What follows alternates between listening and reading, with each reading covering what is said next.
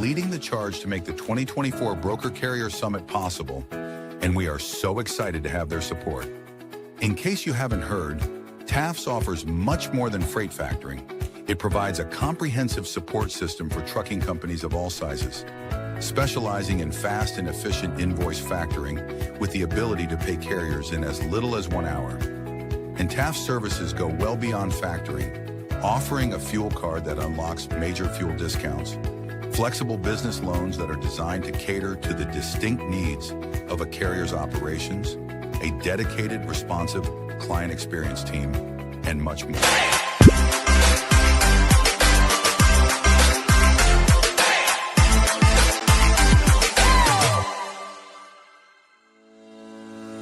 Blackbox Logistics is a 3PL freight brokerage based out of Birmingham, Alabama. Blackbox Logistics was formed in 2020 by 3 friends, Logan Dyer, William Graves, and Will Hopkins, in a basement office with the goal of bringing transparency around the clock communication and hassle-free customer experience to the table.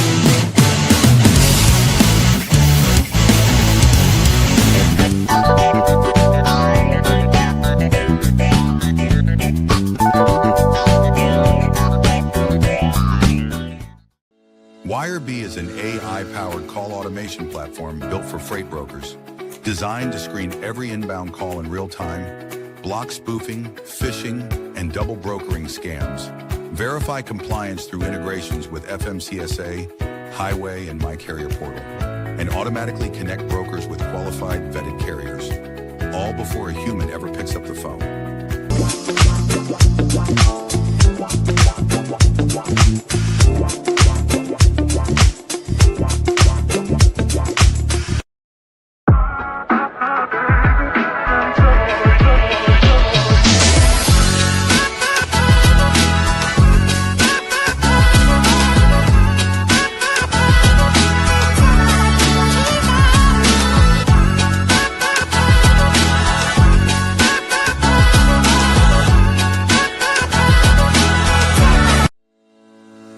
Sales-CRM is built for freight broker and agent sales teams. Manage your shipper prospecting and follow-ups. Organize your carriers in the lanes they run.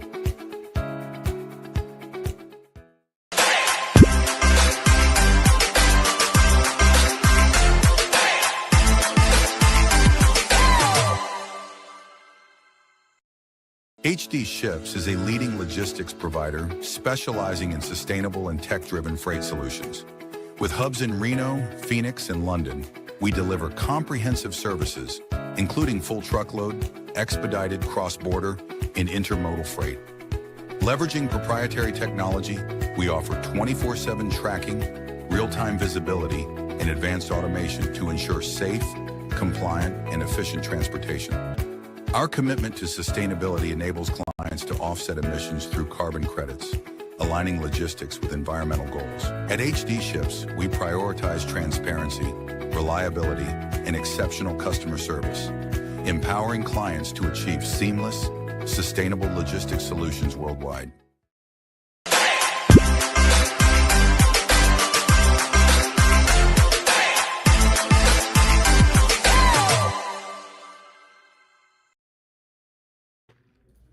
Happy Friday.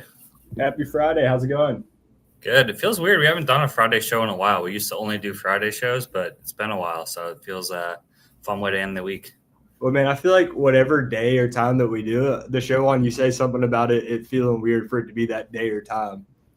Probably. Like if we do a show next Thursday, like it feels strange. We haven't done a show Thursday at 3 p.m. in a while.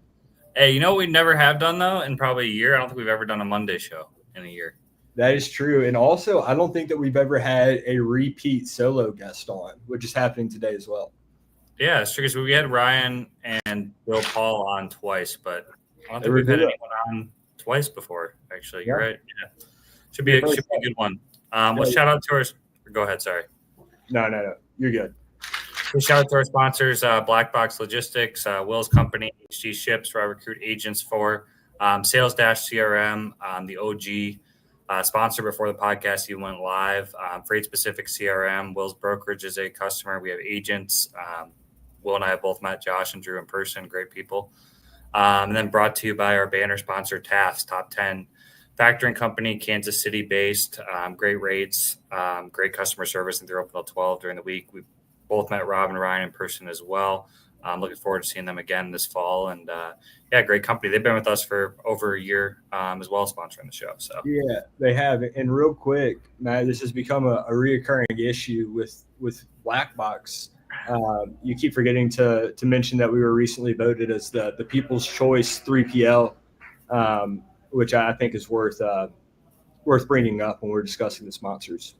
Yeah, must have slipped my mind on that one. So that's all right. The people know. Like we were discussing minutes ago, Michael is going to be a repeat guest. We had him on in 2024, I think July. So it's been quite a while. Michael's with Highway. They're doing some exciting stuff. In the time from his first appearance to now, there's countless things, and I'm excited to get into it, learn about what they're doing and the progress and all that. Yeah, me too. I've had a couple of agents ask me about their new platform, and I don't know a ton about it, so it'd be good learning stuff for me as well. We've used Highway for a while. We're quite happy with their platform. So awesome. And we got a comment here from Clay. Clay, appreciate you tuning in. Hope y'all had a good week, fellas. Pretty good. And Matt's still in Chattanooga, so that's cool. He hasn't abandoned us for any other country. He's in the States this is about the third show in a row, so that's good. All right, should we bring Michael in? Yeah, let's bring him on. Michael, what's up? What's up, boys? Matt, I didn't know you were in Chattanooga. We would have done this at my office. Oh, really? You're in Chattanooga? Yeah, man. I live here. We've got most of our sales and customer success people are in Chattanooga. Headquarters is in Dallas, but the majority of our commercial team sits in Chattanooga, right downtown. Man, everybody's in Chattanooga. Yeah, I thought you guys were in Dallas. Because I know you went to University of Texas at Dallas. We talked about, right? Yeah, I did. It's funny. I was born and raised there. I'm a Texas kid, and I moved to Chattanooga to run a brokerage 8 years ago. But my little children became teenage children, and so we've got roots here, and I've got a really good network here. So when we started building a team on the commercial side, we were just able to really build out, with some people here in Chattanooga. And look, Chattanooga's a great freight town. I've got tons of customers here, so I get to be close to a lot of my customers, and it's great. It's great. We love being here. It's nothing like the Magic City, but it'll be. Do what? It's nothing like the Magic City, Birmingham, Alabama, where I am. Man, my wife is from Birmingham and, loves it there. Her best friend lives there. When I moved from Dallas to Chattanooga, you can drive 10 hours in Texas and you're still in Texas. I didn't realize how close I was to everything. I didn't have an appreciation. I get to Louisville, Asheville, Birmingham, you're close to so many places. Like the rest of the country is actually pretty close together once you get out of Texas. Yeah. I figured this out about Chattanooga too. You go anywhere and somebody knows someone in logistics or works in logistics. Well, and really the cool thing about Chattanooga, people always ask me what I like, what I don't like it. And there are things about Chattanooga that can be a little backward at times, right? You're just like, okay, the rest of the world's been doing things a certain way. Can we catch up a little bit? But the cool thing about Chattanooga is it's got this big small town feel. And there's certain places, if I go to dinner, I'm going to see somebody I know. And it's got this kind of cool, it's got this cool vibe. Once especially in you get in certain communities and certain pockets, I can't go to Publix without seeing 3 people. So it's kind of cool. It's got a community. It's got a real community feel. Yeah, I like that bridge that you guys have. I've only been in Chattanooga twice, and one time was to go skydiving. So why would you jump out of a perfectly good airplane? I don't understand. Man, it's fun. Airplane was fun. You jumped out. I don't understand. That's the repeat dad joke. Anytime I bring up that I've been skydiving, why would you jump out of a perfectly good airplane? That's not a dad joke. I don't understand it. Yeah. Why did you need to jump out of that? Like, I was just trying keep to feel my feet on the ground, brother. Yeah, I was one and done. I will say, like, I ironically, I don't love heights. I wouldn't say I'm afraid of heights, but yeah, I didn't enjoy it. It's not something when I got done. A lot of people talk about like it's pretty euphoric and they want to go do it again. I was, one and done. Can say I did it, but won't be doing it again. I have some friends that do the hang gliding where they jump off the cliff. Yeah. Like, so on Lookout Mountain, like kind of down toward Trenton, there's a place where you just like run and you just jump and you hang glide down into this field. People go out there and watch them. Yeah, I didn't know people did that in Tennessee, but yeah, I know some guys that have done it in Grand Teton. But yeah, no, that's advanced. I had somebody jumping off with me when I was. Oh, you went tandem? Okay, yeah, tandem. Yeah, haven't unlocked all that. Well, man, let's get into it. So yeah, it's been, I mean, hell, over a year. And you guys have, I mean, you're everywhere. Every time I log into LinkedIn, I'm seeing somebody with Highway posting something exciting. Tell us a little bit about, I mean, you've been up to a lot, right? But give us the cliff notes on what you guys have been up to the past year or so. Yeah, I mean, it's so much has happened. It's almost it's almost hard to know kind of where to start. What I would say, if we really going to think about the last year and what we've been up to, when we came to market, we're kind of big on creating focus in our company and making sure that we align to that focus and that we deliver outcomes for our customers. And so one of the things that we talk about at Highway is owning outcomes. And if there's an outcome that we can own for the broker, rather than saying like, oh, you know what you should really do, if it's an outcome that we can own that's in our category as a provider, we're going to go own that outcome. And one of the things that we've said is that we want to reduce surface area of risk for the broker and make them the hardest target. And so when you operate under that tenant, one of the things that happens is fraud vectors move and they evolve and bad guys try to get better at what they do.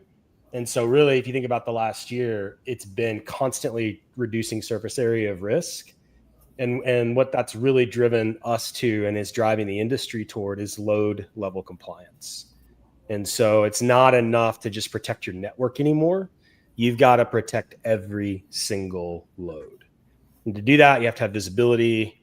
And so there's the two big things that have evolved over the last year is this load level compliance and then getting better at and more proficient at protecting the communication points of a broker. So the biggest vectors today are in the inbox and then in other communication channels. So I think Wirebee is one of your sponsors. Andre Tremont, great guy. Great. Andre's a great guy. And so like we partner with Wirebee to stop, inbound calls that are potentially fraudulent, right? And to automate that so that a bad actor can't get a broker on the phone and talk them out of information. But that's the game, boys. It's a war game. These guys keep getting better, and so we keep trying to develop tactics to protect brokers. Yeah, 100%. Go ahead, Will. Sorry. Well, I was going to say, I mean, just to clarify for our audience, when you say a load level basis, I mean, you're essentially saying load by load, right? Yeah, and it's automated, right? So when you think about identity, motor carrier identity, the pillars of KYC, of identity and access management, right? And Highway didn't make this up. Like identity and access management is its own category. You use it every day when you use a single sign-on experience, right? But the pillars of that are, your authorization, your authentication, your authorization, and your capability. Right. And so when you want to authenticate someone's identity, you have to do a certain thing. Like when I say I need to get my credit report, right, or freeze or unfreeze my credit when I'm applying for a loan or something. Like they challenge me. I can't just show up with data that I can steal about myself. Yeah. Right. I can't just show up with, somebody could get a hold of my social security number and my phone number and whatever. Often I have to be holding a device that is biometrically coded to me to get a code, right? You guys follow me, right? So there's this authentication piece, right? The second piece is the authorization piece. So you actually authorize to act on behalf of the carrier. That it's a user level. So you have this entity level authentication piece, this user level authentication piece, and then the third piece, which is only Highway does, is this capability piece. And others will say they do it, they don't. But this capability piece, where you're looking at not only the carrier's equipment, but the nature of their equipment and how it's insured in real time. Right? So why does that matter at the load level? Because something can change from Friday to Monday, right? I could be sitting here on a Friday afternoon and look at a carrier, and over the weekend, they could break bad. They could overbook their market. Their insurance could change. Like something could change. There's that. Or I may be fine with them hauling my bottled water loads, but I'm not going to let them haul my Department of Defense loads. And Highway creates that classification and automates the deployment of that logic so that the carrier doesn't have to make a decision. The rules engine automatically tells you what the carrier is capable of. And so it doesn't mean like good carrier, bad carrier. Is it a valid carrier? And then how does the broker desire to engage with that carrier? Does that make sense? Yeah, no, that makes a lot of sense. Yeah, I mean, I like the idea of not good or bad, but valid. Is it reasonable to use carrier A on load X? But I guess my second question for this, what you're talking about, beyond what can change quickly, say over the weekend, when we discuss load by load rather than carrier as a whole, I've seen a lot of is the identity theft. So you're talking about the KYC and all that good stuff, but what exactly are you doing that on each load when they're booking it? Yeah. Yeah. So every single load. So here's the beautiful thing, right? I'll say this on with Thomas Watson the other day. If you are a broker and you are sending rate confirmations via email with a PDF, your loads are going to get stolen. Maybe not today, but your loads are going to get stolen because the carrier's inbox, they're trying to fish the carrier's inbox, and they want to fish the carrier's inbox and they want to interact because highway may not be there. And so you've got to have our inbox tool that's looking at the email address, it's looking at the domain. And then the other thing that happens, you asked about the authentication. When you put the rate confirmation behind signing with Highway, it's a really easy process. So if it's a valid, authenticated carrier, it's going to feel just like signing with Google. They're going to get the rate con and they're going to hit this yellow Highway button to see the rate confirmation. Every time they do that, there's an identity authentication that happens. So a bad guy can't get a hold of the rate agreement, right? Okay, so that's one way to do it at the load level. The second thing is to just look at the carrier's trucks and see if they can even haul the stinking load. Like even if they even have a truck in or near the area, right? Or are they booking more loads than they have equipment for, right? So Highway's now large enough that we can say, hey, this guy's a 5-truck carrier and he just got sent 15 rate confirmations. So there's either trucks out there that are operating in the dark that we can't see, or he's double brokering over booking his market, or he's picking and choosing and he's going to bounce 10 loads and haul 5, right? All of those things exist. Doesn't mean they're going to steal it. It could just be a service thing. The bottom line is you got to know at the load level how that carrier is going to perform.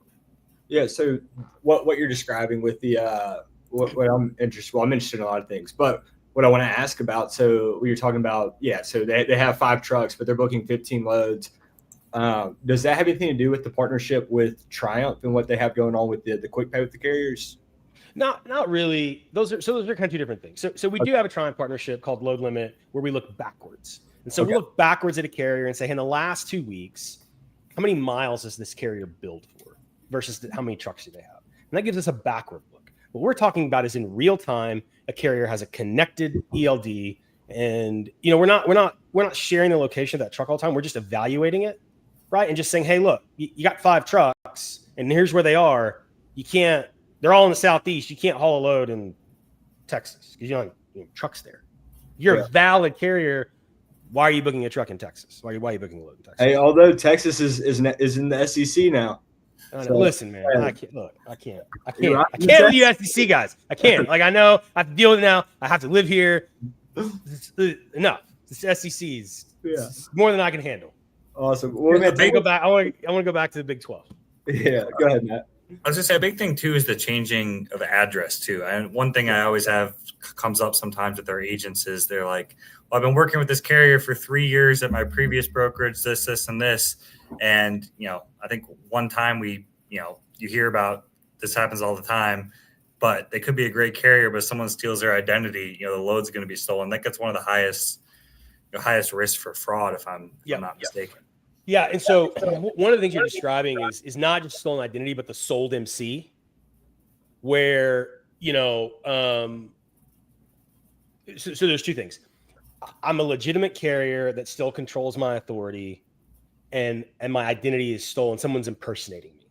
They're using a different email. They fished my inbox. Somebody's acting like MC Logistics. That's one thing.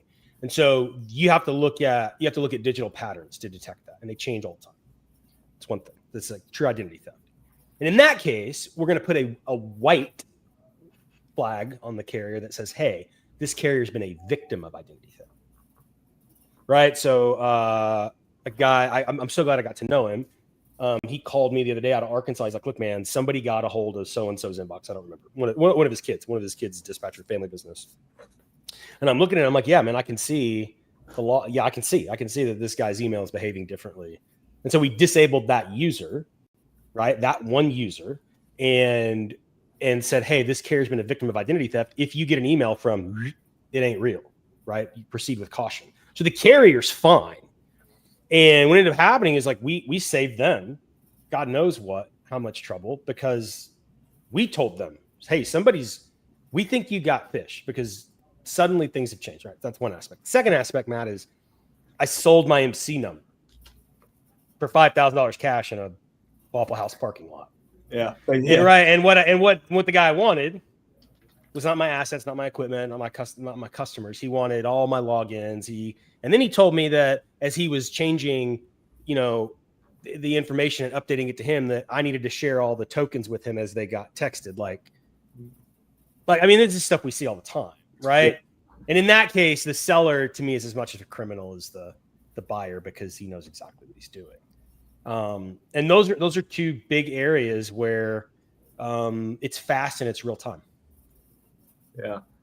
So we were discussing, or you mentioned earlier, which with any fraud, not just relevant to carriers, brokers in our space, but fraud in general evolves, right? Like as we have fraud prevention, protection, a lot of times the scammers, fraudsters become aware of it and then go to new strategies. I know that this is a bit of a maybe something you can't talk about too much, because we don't want to give visibility to anything new going on behind the scenes that's happening. But is there any new scams that people should be aware of that you can talk about without, it's the inbox, man. It's the inbox and the rate confirmation. Mm-hmm. I mean, look, when we see thefts, most of them can be prevented, and it's the inbox and the rate confirmation.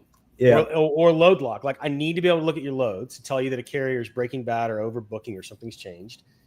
And I need to put a walled garden around your rate confirmations. Like, that's just all there is to it, right? Like, unless I can go protect 150,000 carriers, which I can't, right? It's just easier. It's faster to protect the broker. Yeah. I mean, so those are the two biggest areas. Is this one too? A while back, I heard from a friend. I don't know if this is what. I think the carrier rep probably made some mistakes on this personally, but no, they said they used highway, but it was some kind of issue where the ELD was being manipulated overseas and it wasn't tracking. It was tracking somewhere else, and the carrier rep didn't think that was a big deal, and the load got stolen. Now whether they were using highway in what capacity, I'm not sure, but is that an issue as well, of like manipulating ELDs from, I'm kind of a dummy when it comes to highway. I didn't use it as a broker, and our agents love it. But I don't know how I feel like if that was a workaround, that would be being worked around a lot more. We don't see the ELD manipulation a lot. It's possible, right? It can be done. But typically when that happens, it's the pattern's erratic. Like, look, you guys have done this long enough to know that carriers operate a network. Right. And there's a fair amount of consistency in how carriers run. So you can typically detect a pretty dramatic change in a pattern. And you look for those anomalies. What you're describing sounds more like this. The carrier doesn't have what we would call verified capability for a load. And a carrier rep relies on a blue dot from a cell phone based tracking app. And then the blue dot goes away.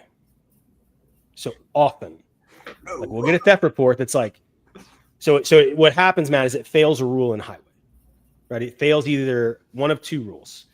Alert. It fails an out of range alert or an overbooked alert. And I love that, like, other people are now copying the out of range alerts. It fails an out of range alert or an overbooked alert. And then the carrier will get on the phone. So now I don't see the number. It didn't come through, or they'll WhatsApp, right? They're trying to get around the comms, trying to get around the wall. And they'll say, oh, that this truck is different. He's the owner operator. He's some story that we've all heard, dispatch and freight, right? Will, like, he's my owner op, whatever. Yeah. He's leased on. I got the whatever, right? And the guy wants, and what happens is the culture in the broker community is not like no is a complete sentence. We've like, let me try to find a reason to say yes. Yeah. And in looking for a reason to say yes, because they don't want to bounce the load, they will take a cell phone track as acceptable and they'll override it. And then we'll get the email, load was tracking, then tracking stopped, load got stolen. Because what can be manipulated, what can be spoofed really easy is cell phone based tracking. Yeah, that makes sense. We got a comment here from actually our dog of the week today, Traps. He says the onboarding process back in 2014, 2020 was ridiculously archaic and dangerous. Your software is an absolute game changer, Michael. So I will say I was dispatching at this time. I had non-compete left, started a dispatching company. And yeah, man, we would set up with some companies. It would just be like a Word document. They didn't even convert it to PDF. They'd send it over. I'm so what the fuck's this? Yeah, I can put anything I want on here. I'm sure there's companies still doing that, Will. I mean, there's 24,000 MCs. I'm sure some old school companies still doing that. Yeah, we had Wireby, man. We had Wireby on the podcast, and she was talking about somebody that one of her friends was still doing paper packet. So, yeah, I mean, we've come a very long way, I would say. But, I mean, that wasn't – most of them were through RMIS or something. But every now and then, somebody just send like a Word document. But even if you think about RMIS, like it was still just a paper package, just online. Yeah. So I mean, I remember like when Andrew Silver and I were trying to do a co-broker agreement when I ran a brokerage and he had Molo, and it took us 2 hours. We both had RMIS. Both had RMIS. We were on each other, like cussing, being like, "Why can't we figure this out?" Like we both have RMIS and we can't. We were trying to figure out like which rule overrides to put in and like which gates. It was horrible. Yeah. And the reason is because like it's done at the application layer. And so every single packet, it's just like having a paper packet, you can manipulate it. Mm-hmm. Highway evaluates the carrier in the back end in the data layer. So the carrier is the carrier no matter the broker. Well, let me ask you this. So if that's the case, if I'm hypothetically, I'm integrated with Highway Partnership, that's how I do my onboarding. Am I able to circumvent and go around it straight to my TMS, or is it a full hard stop you guys control? Now you're always going to be able to make a hiring decision as the broker. Well, you've got to put overrides in place. So what most brokers, I mean, look, it's your TMS. You've got a system admin. I'm sure you could do anything to that carrier record, but I don't have one customer that allows a carrier record or a carrier file to be manipulated independent of Highway. Okay. In terms of their operating status. I mean, they're manipulating their carrier file in terms of like notes and, using like a CRM, but in terms of like the status of that carrier's ability to operate with the freight broker is all gated by Highway. Yeah, that makes sense. I guess what I'm asking for that is kind of going off. So, say you're in the situation again, calling Andrew, you're trying to get a co-brokerage set up. So if I'm using Highway, am I able to do that through Highway, or would I need to? Yeah, it would just be a co-broker, right? So there'd be a classification called, like, let's say we were doing. I'm back at Port City. Andrew's back at Molo. He's going to onboard through the co-broker classification, and it's going to specify the type of contract that he gets. It's going to be a completely different agreement, right? So it's going to be a completely different rule set. It's going to govern him completely differently. And so, that's the way 3PLs engage with freight brokers. Like, so if a 3PL that's doing managed transportation engages with a freight broker, right? There's a whole different classification and setup. It's a whole different type of agreement. And so the classification creates the flow. That makes sense. So like if I'm onboarding through this classification, it goes and selects the appropriate agreement. It selects the appropriate custom question. So all that logic. Right. So say for a reefer carrier, if a reefer carrier is coming on, they're going to have a different experience. A flatbed carrier is coming on, they're going to have a different experience. I like that. Yeah. So we, which I don't know, I might catch some flack for this from whoever's listening, but we do a lot of that stuff with other 3PLs. Like, through my LinkedIn stuff, say, they don't do through LTO. We do LTO. So it's like, okay, it's like not messing with it. Just like sign me up with a co-brokerage agreement. I'll do it. And then the amount of times that, somebody sends me RMIS, right, my carrier packets, and like me trying to explain, like, hey, I can't do this setup. And it's just like, I don't know, at a certain point, it's just like, you can't. I think that's really the user that I'm maybe interacting with, but it's no, it's hard. I've used all those systems. I've been doing this for 20 years. It's hard. And so you just end up having to do a bunch of manual manipulation, sending back and forth PDFs. It's terrible. Well, yeah, but they'll keep sending me the link. So they'll send me the link and be like, hey, like I can't do this. Like, look at like this is my company, this is my MC, like all my you can't proceed. And then they're just like, here, try again. Like, it's no different than when a shipper keeps sending you a carrier agreement. You're like, I'm a freight broker. I can't sign your motor carrier agreement. Yeah, but everybody does it. Well, not. I can't agree to be something I'm not. I'm just kidding. Wouldn't sign it. You use Highway too, Will? I never asked you this. We don't use Highway. We're on my carrier packets, but who knows, man? Everybody, it sounds like Highway is the play. I've heard great things. I need to just I have to come on your show so many times in order to get that done. Yeah. Well, it's great for onboarding. One thing, it's kind of, we've had some agents who have used Highway at their previous company, but they didn't use it for onboarding. And at least our agents like the ones that have not used Highway for onboarding, like, so they don't have to wait for some approval or whatever. They can just assign the carrier as long as it's completed on Highway too. Which is, it's funny, Matt. Agents, like, I'm actually working with my CS team to build a whole different type of like agency support model through customer success. That's cool. Because you have some agents that are like, this is great, like for what you just said. Like I go quick, I don't have to wait for support. There is there's a sourcing component that they really like. And you have some agents that don't like the truth that Highway tells about their best carriers. Yeah. And they get, because, there's a lot of agents that they're just used to operating, and you recruit them, Matt, right? So you know what I'm saying? Yeah. There's some agents that get upset if Highway denies a carrier, and it is a big thing. Occasionally that does happen. And it's like, and it's like, look, Highway didn't deny. Like the company set the rules, right? The shipper dictated. But like, if a guy stole something, we're gonna turn him off. If a guy doesn't have, I mean, there's just certain things like, I'm going back and forth with a carrier right now. That's like, he swears up and down that he doesn't know this user. This user's accessed this carrier's profile multiple times. It's not a theft, right? And he's acting as a dispatcher. I mean, there's just sometimes like we catch people lying and doing bad things, and there's people out there that they just want to look the other way. As long as the load moves, they want to look the other way. And we can't do that. Like we have a responsibility to our customer base to tell the truth about what we see on a carrier's behavior. Yeah, no, 100%. So I think that the what you're describing, like the agent, whatever sale, I think that's a great idea. So I'll say for us, Black Box, our experience. So we got started as an agency, had our own authority, but took a while to start shifting stuff. So as we began shifting stuff, we really just used the tools that we knew. But we did swap TMSs, but it's like more than one change at once is a lot. One change is enough. To be frank with, when you're talking about operators out there throwing one change on them, their workflow, and shifting between two. So we just went my carrier packs because it's what we knew. But if we were, because on the agency level, we don't control the, like what softwares they use. We have a little bit of input, but so are you an agent of HD, or who are you an agent of? No. Primary Freight, but then Black Box is our authority that we're operating through. So so you transitioned. Okay. Not fully. So we're split. I mean, what I do is 100% Black Box today. I say that like 95%, and we're about half and half, and we're just shifting over time. Not an easy process. I know, shifting all that business from an agency to your own MC, but sounds like you guys are getting close.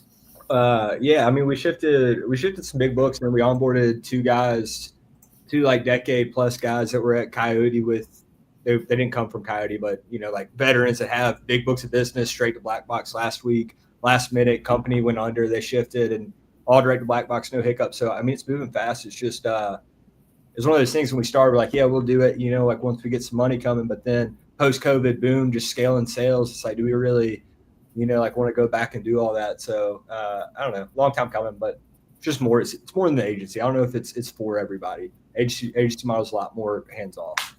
It's an interesting topic too, and because I don't know, the agency model does relate to freight, to fraud at some extent, because a lot of agent programs and W-2 reps don't realize this.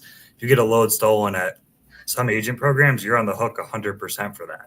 So some agent programs, maybe compliance isn't as big. Like at ours, we don't have any liability on the agents, but we may have stricter policies in other agent programs. We're using Highway. That's why I tell agents sometimes, and they complain that it's like denied, or I didn't have this problem before. Highway this, why can't you override it? I'm like, Well, there are some programs that'll take that risk that don't have very many vetting tools. You can do whatever you want, but then you have $100,000 load stolen. You're not a W-2 rep. They're suing you for that $100,000, or you're paying it. So it's kind of a catch-22. Yeah, and what happens, right, is sometimes, and with some programs, you're liable for whatever your percentage is. So if you're on a 70-30 split, you're on the hook for 70% of the loss. And then the agent just bounces, right, and goes somewhere else. But the problem is, for the company that owns the operating authority, that loss stays with them on their loss run. So when it comes time to renewal, so one of the problems with just risk management in general right now is freight brokers are reacting to insurance markets that, in absence of knowing what else to do, they're just raising rates. Two things are happening. They're just raising premium, right? And what we think of as like insurance capacity, not truckload capacity, but insurance capacity, the availability of insurance policies and markets to write, cargo and contingent cargo is lower. There's not as much capacity to be written, so it costs more. Like there's not as much insurance to have. Like the markets, the underwriters, the insurers, the reinsurers they're concerned about, it's all, a lot of it's out of London anyway, and they're concerned about the North American truckload market.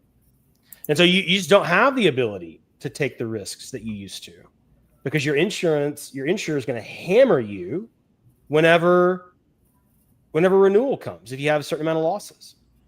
And like the agent, it's not just about the money on the agent, but like it is as much about that, HD to go get insurance again. Right. And so it's not just that agent and that one load. It's, am I going to be able to get insurance for the rest of my agents? Right. Or is the cost of my insurance going to go up so much that I got to start passing on that overhead to my agents? So there's a lot more to it than just the speed at which an agent can book a load. You know what I mean, Matt? Like there's a whole risk management component that's getting really difficult. I would say most agent programs I use, at least a lot of the reputable ones, they all seem to be migrating towards highway, at least from the programs that I know out there. The majority of them, I think, are using highway. So obviously you guys, all the big ones are. So Trinity, SPI, Armstrong, all like the large agencies all use highway. Landstar, even some of the small mid-sized ones, a lot of them I know are using, I'd say the majority are using them. The majority. Yeah, I mean, like the Well Companies is a really growing agency program. Eric Lenz is a good friend, and I know Eric. And he pretty much launched that that agency program with us. Like he launched his agency like with Highway, so he kind of had it in place from the beginning. We love agencies. LDI uses the highway, I believe, too, right? To some capacity. Mm-hmm. Yeah. Yep. So what's the market share look like for you guys a year ago to today? Man. So it depends on how you think about it. If you think about, if you think about strict number of brokers, we've got 1,200 now. Yeah. Right. And so, you said, Matt, 24,000 brokers. It's probably closer to 15, but I would tell you div brokers probably around 8,000. But most of the freight in North America runs through 500 brokers. Yeah. And they're our customer. I don't know if you can share this information, but of like the top 100 is what, 95 80. Out of 100 using it? Yeah, we have 80. Fully integrated, and then other people using it in part and parcel to other things. But of the top 10, there's like 2 that have to move over. That's pretty impressive in a short period of time. There's not a lot of if you look at the TMS space, there's probably not one TMS company that has more than maybe 10 of the top 100. I mean, and some of the other are much more spread out. Most of the large brokers are on some type of proprietary system. And the large old TMSs serve large brokers. McLeod is still a really big server of large companies. If you think about the amount of trucking companies that built brokerages over the last 20 years, most of those companies were on McLeod. So Power Broker grew, just as a natural growth of that. But I mean, I can't tell you how many, our number one TMS SKU in highway is proprietary. Yeah. We have proprietary. You're seeing that more even on the agent side. Really? We have proprietary. We're a mid-sized company. Several other agent programs I know that our mid-size are going proprietary. That's a whole nother conversation. But proprietary seems to be making, even with the 60 million to 150 million, there seems to be a lot Yeah, it's surprising. You know, you're absolutely right, man. Like we'll sign a deal with a $75 million broker on a proprietary system. I'm like, okay, you know, I guess that's what you're doing. And then I've got friends that run, $150 million brokerages that are like, it's a money pit. I'm switching to so and so. They just like, I'm done. I'm done owning software. I'm going to Tire, Revenova, or McLeod or something. Yeah, I see it all the time. There's a lot of mixed, I don't want to call it reviews, but takes on that about building a TMS or, like buying one or whatever subscription. Always interesting to hear what people have to say about it. Yeah. It's like there's no consensus, right? Like, I've got a customer who does, I guess you call him like a 4PO. It's a lot of intermodal and just that kind of variety. And I don't know how it's going to turn out, but he called me the other day all amped up about how he's building the TMS with ChatGPT. So we'll see how that goes. But he was all excited about it. Okay. Yeah. So what about your? I feel like we're 45 minutes in. We haven't even mentioned your guys' really your new load board. I've had a couple agents ask me about that. I've seen you post about it. Maybe kind of would love to hear about that. Yeah, let's talk about it. So, we always wanted to get here. We didn't know if we would. We knew we needed to solve the fraud problem. And kind of what we said a couple of years ago was like, hey, if the market wants it, this is where we'd like to go. Yeah. We didn't go out and like raise money to build a load board. Like, we didn't do that. We said we want to build a really valuable business, and we think this is probably where it could and should go. And if there's demand for it, then we're gonna do that. And that's what we responded to. The easiest thing to do, Matt, is be like, let's talk about your load board. And it's going to sound like semantics, but I want to say this, like it's not a load board. And there's a difference between a load board and an exchange. And so I'll get a little like storyteller if that's okay. Because I think where it comes from matters. And so my friend and the leader of Highway, Jordan Graff, has always been really obsessed with open networks and Visa. And this guy D Hawk that built Visa. And what most people don't know is a long time ago, banks all individually controlled the credit cards, right? And so you guys are probably a little bit younger than me, but like when I was a kid, like they would swipe the credit card on the carbon thing back and forth, like when your mom would like go buy something at Sears or whatever. And stores were authorized up to a certain limit. And if you were going to buy a big purchase over, say, $1,000, they would have to call the bank card company and say, hey, is this user authorized to buy this $500 refrigerator or whatever it was? Right. That's because there was no network. It was all decent. Like every bank wanted to control things. And then what Visa does, they create an exchange, right? And so what happens in an exchange? You have consumers and producers, and they show up and they agree to play by the rules. So it's not us going out and saying, hey, we built this marketplace, Mr. Broker, and you should give us all this control. Amazon, you can make millions of dollars selling Amazon on Amazon, right? Amazon is a great marketplace. And Amazon can like change a rule and decide, and it can change, or they can come out with Amazon Basics and decide that their stapler is a lot better than your stapler. Yeah. This is what can happen in a marketplace, right? In an exchange, the point is the participant. So the point is the carrier, the point is the broker. And what that means is like the carrier says, I'm going to show up and play by the rules. I'm going to connect my ELD. I'm going to give you my insurance policy. I'm going to operate in the light. Let me make this statement. If you have to spy on a carrier because they won't connect with you and tell you what they're doing, that's probably a problematic carrier. Like I just got a loan on my house, right? And like I had to like sign in and use Stripe, which is an exchange type rail, to connect my financial accounts to my bank for the underwriter to look at like the actual movement. You see what I'm saying? Like the days of like, I write it on a piece of paper, like an onboarding app are over. Like we are connected in real time via exchanges because we have agreed to play by certain rules. That's how things are underwritten. And all we're saying is, hey, carrier, show up and play by the rules. Now the broker has to do the same thing. So the broker has to come in and be credit approved, right? Because one of the things that's happening with carriers is they don't know, A, is this rate confirmation real? Because rate confirmations are for large carriers are being spoofed. Is this broker credit worthy? Am I going to get paid? Right. So if you think about a carrier, they're having to do a lot of work. They have to call their factoring company. They're looking at Insonia. They're trying to figure out the days to pay of a broker. Right. So there's all of this kind of black box, no pun intended, Will, around like, is this broker actually going to do what they say they're going to do?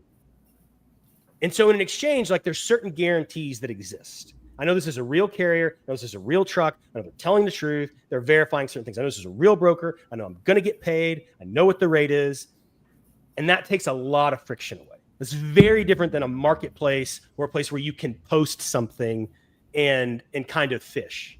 It was a very long-winded explanation. But does that make sense, Matt? Like you're kind of pulling the walls down and saying like, show up and play by the rules, and all the friction goes away.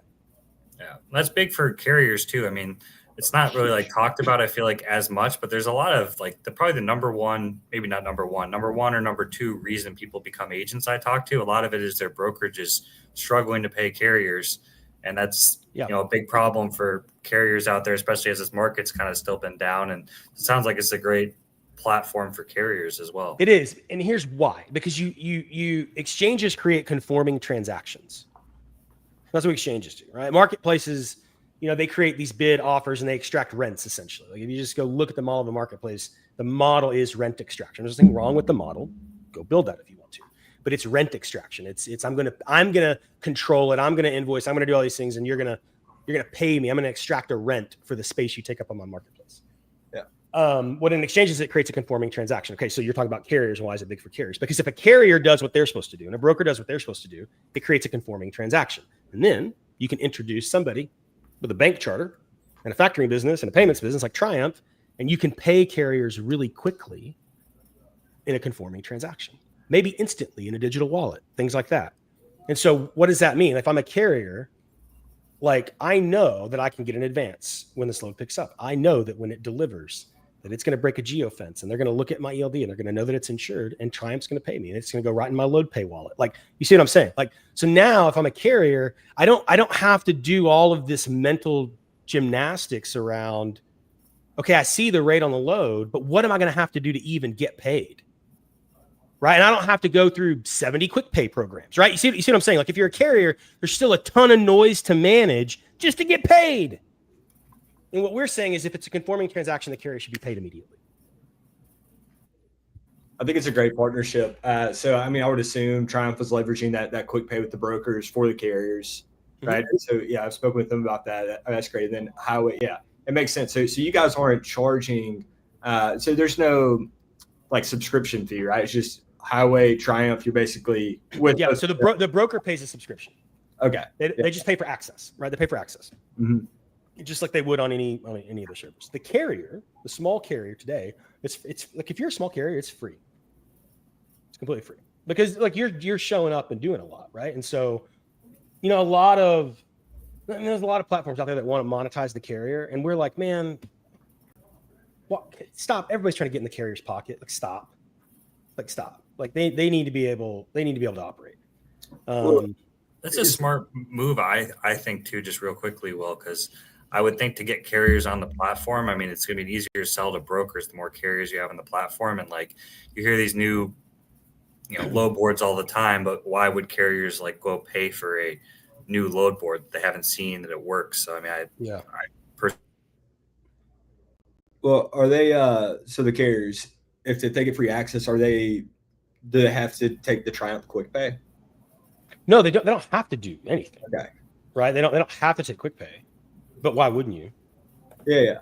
No. Right. And also like you got to be a Triumph customer to utilize that, right? So if you're a Triumph Pay customer, or you're a supply chain factoring customer, you're going to get to utilize those things. But but the product experience is built to where if you're a broker that uses Triumph, like you can quick pay your carriers, and if you're a carrier that has a load pay digital wallet, you're going to get that like it's like Venmo.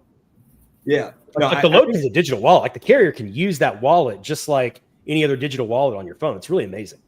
Yeah, no, it's a cool program. I mean, obviously, I don't know about as much about it as you, right? But I've spoken with Danny Giffen, who's in Birmingham a good bit and does a lot of sales. I think that they're, I mean, the brokerage quick pay program is awesome, and you get a lot of money back through. We don't use it, but it makes sense, at least from my exposure to your two companies, like looking at it from, I don't know, a macro level, outside view, not being a customer of either. I think you guys align very well. I mean, if the way that I think about it, and I encourage customers to think about it, is, what right do you have to play in a category, as an example, right? And so for us, the way that we think about it is like, we don't need to get in the payments business. We don't need to be, we don't need to do things we don't know how to do, right? That's not our game, but that is Triumph's game, right? And in what they do, in facilitating payments, in moving money around, they're the best in their category. Right. And they're independent. Right. So a lot of factoring companies are somehow attached to another broker. Yeah. Right. And so there's this kind of like, which is your main business? Is it your brokerage? Is it your factoring company? Is it your insurance company? Like, you know what I mean? And so Triumph, they're a bank. And this is what they do. This is what they do all day long. And so we feel really comfortable being able to represent kind of a purity of motive to the carrier and saying, hey, look, we're not going to get in this space. This is what you go do over here. Right. And so just as like, guys, this is what I did for 20 years. Like I'm not like a technology guy, but one of the things I always got concerned about was when I had a vendor that started doing other things. I never had a vendor that was really good at something, get into a different category and perform well. Yeah. Never, not once. I know that's a common concern in the tech space too. Like, I don't know if I have like a true opinion on it, but I do hear that concern sometimes of people meddling in too many spaces and where their interest is and what that's going to affect. It definitely seems to be a hot topic lately and ultimately not doing what the customer asked you to do. Like, the customer didn't ask you to do this. Right. Like, and that's the feedback I get the most. It's like, man, we didn't ask them nobody asked them to do this. Like, why are they doing this? We just want them to do the thing they do well. Why are they doing these other things? That's the feedback that we get. And so we take that as like, let's not ever be that prideful. Like, we take that as caution to us and say, look, we need to just do what we do. There's plenty of market for us if we just commit to doing what we do really well and partner with people that do the thing that they do really well. Yeah. No, I mean, that's well said. Yeah, I'd agree. I don't know. I guess maybe some strategic acquisitions work out sometimes, but for the most part, yeah, if you're doing like one thing, keeping the main thing seems to be the best course of action. Following you guys along has been fantastic, man. We appreciate you coming on again. Highway is absolutely killing it. The two dogs are fans, and yeah, we'll be watching along as you guys progress and keep doing exciting things. Roll out this new exchange and whatever else you guys have in your back pocket. Well, last question: is there any hints to the future? You guys working on anything else that you can maybe allude to? Here's what I would say. What we will endeavor to deliver to the market. We are bringing the exchange to market, right? Mm-hmm. This takes time, and you have to build a different type of audience. Like, this is not just another load board, right? We talked about that. Yeah. And the things that will enable the broker to do is have certain types of guarantees and certain types of protections. And so we're going to continue to drive the world to every single load being able to be covered and have integrity around it, right? Like, that's where all of this drives to, right? So, we are driving toward conforming transactions between brokers and carriers. And that's what we aim to create, and to keep the freight broker as the main point in all this, because we don't believe that freight brokers manage the long tail of the carrier market, full stop. I mean, they do, and they always will. So to clarify, you guys don't work with shippers? We do. We have programs that they can be a part of. So like, if if one of your customers wanted to publish a specific class, right, and they wanted to say, hey, Will, to haul our loads, you got to use this. We'll do that, and we'll publish the ABC widget classification. And what that does, it allows the shipper to have a very transparent conversation about, like, hey, these are expectations. What it allows you to do is have a very transparent conversation with your shipper about, okay, well, within these constraints, this is the capacity that's available. When you put these constraints in place, this is actually the type of capacity that's available. And so then you get to have a different kind of conversation with your shipper about rates. So that's how we work with shippers, because they call us and we have to do something. We don't charge. They're not our customer.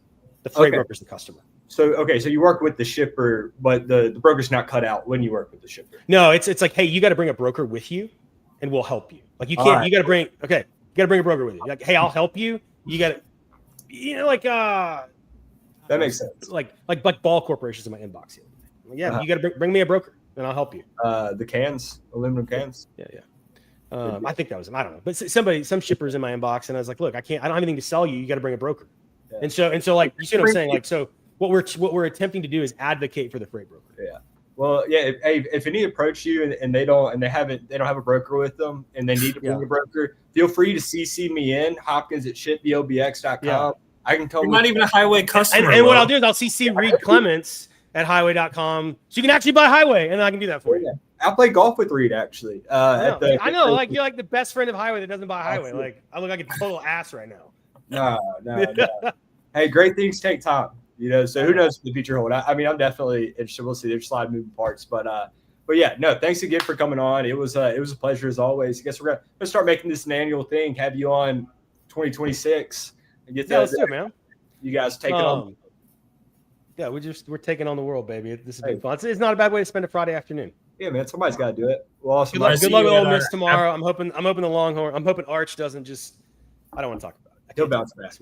We'll catch up with you later. Appreciate it. Maybe I'll see you at F3. Thanks again, Mike. Yeah. Hey, man. Good. Shit. Removed an ad. Well, you just kicked him off the show while he was saying something. Well, man, it seemed like it was over, and then man, whatever. My bad. Let's give a final shout out to the sponsors. Black Box Logistics, the People's Choice 3PL, based out of Birmingham, Alabama, specializes in open deck freight. So if you're listening and you have some of that, you should get in touch with them on their website, shipblbx.com. Click on the Work With Us tab, submit something, or just email or DM me, hopkins@shipblbx.com.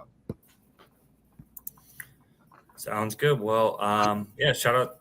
We'll be back next week. We'll shout out to Sales-CRM, freight-centric CRM that Black Box is a customer of.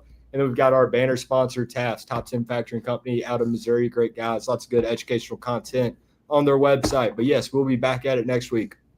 Sorry, I was still in shock of how you kicked Michael off the show. I was already going to pull up a message to him about. So I didn't realize we hadn't gone through the rest of our sponsors.